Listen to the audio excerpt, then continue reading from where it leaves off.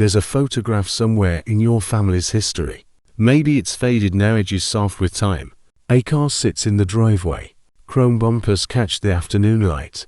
Your grandmother stands beside it, hand resting on the hood, proud. Between 1940 and 1960, America didn't just build automobiles. It built a way of life. This is the story of 20 years that transformed a nation.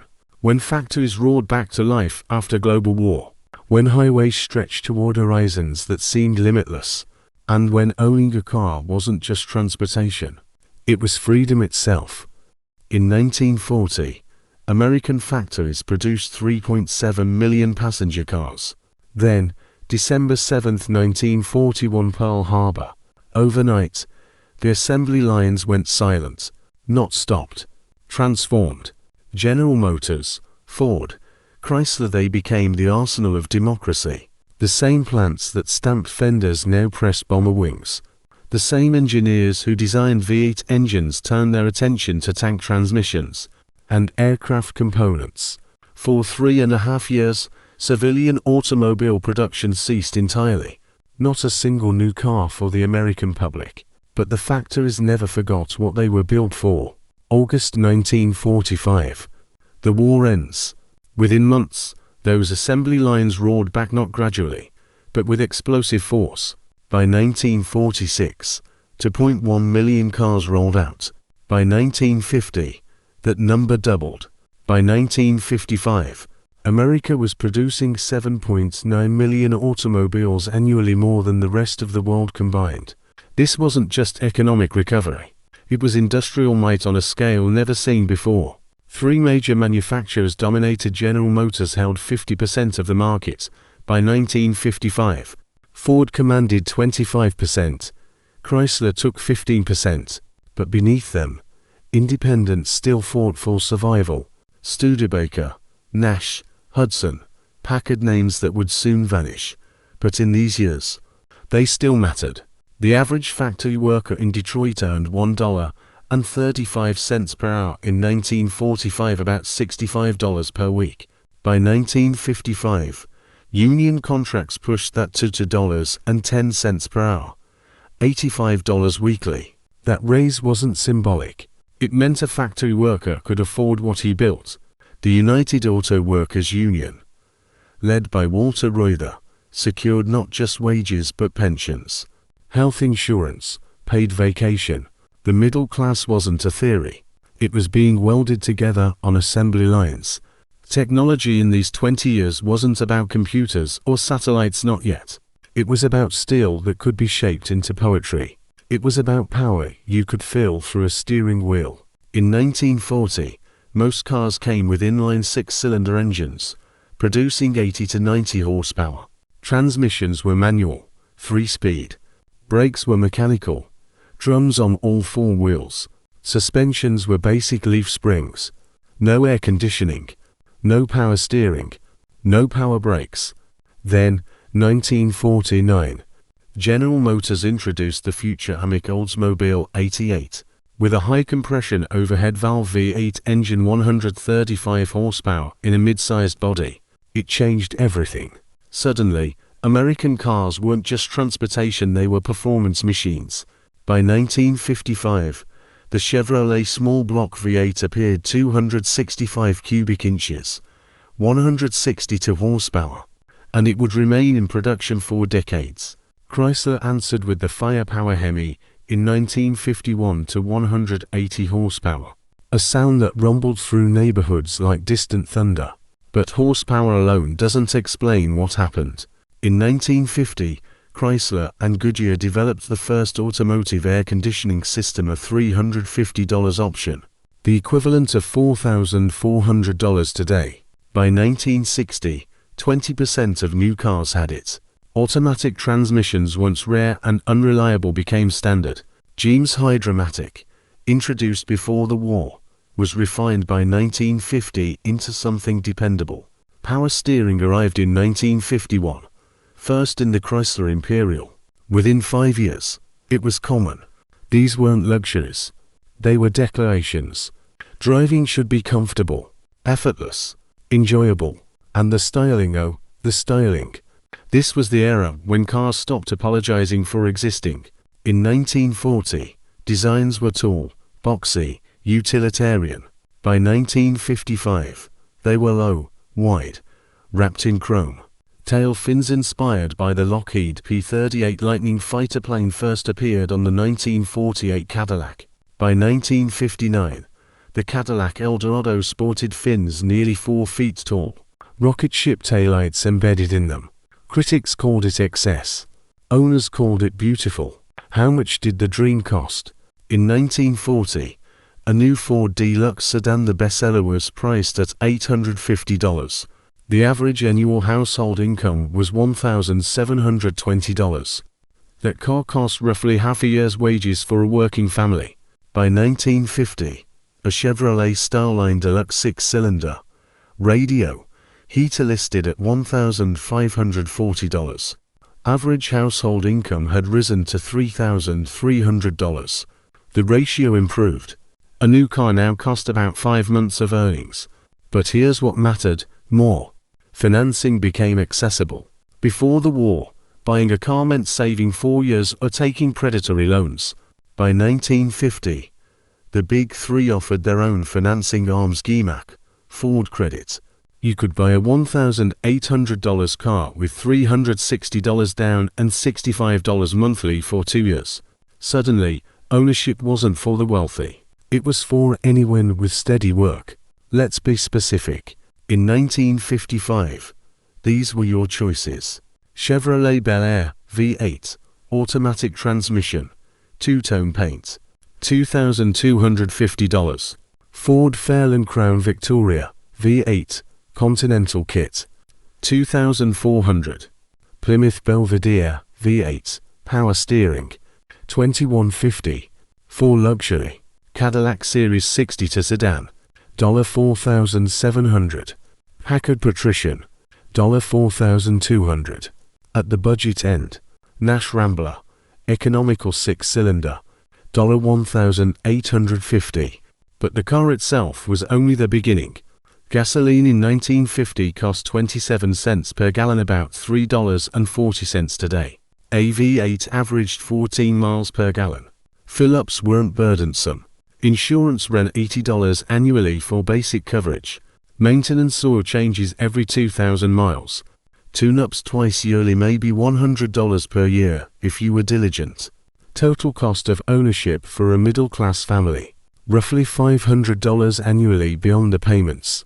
Manageable, achievable. The car was only half the revolution. The other half was paved in concrete. In 1940, America had 1.3 million miles of paved roads. Most were 2 lanes, winding, slow. Driving from New York to Los Angeles took 2 weeks, if weather cooperated and your car didn't break down. Then came the Federal Aid Highway Act of 1956, the largest public works project in human history.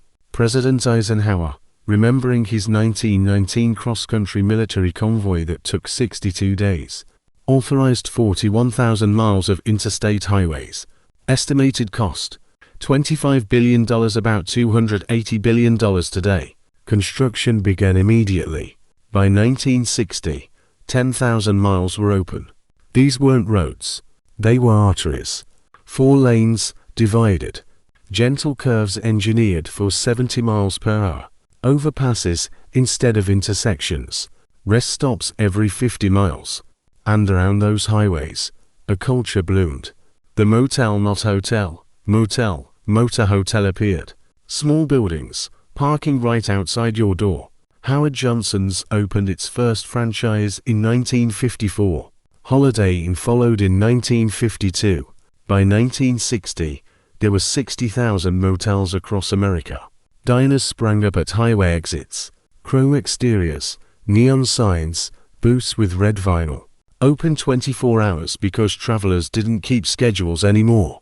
You could get a burger, fries, and coffee for 75 cents at 2 a.m.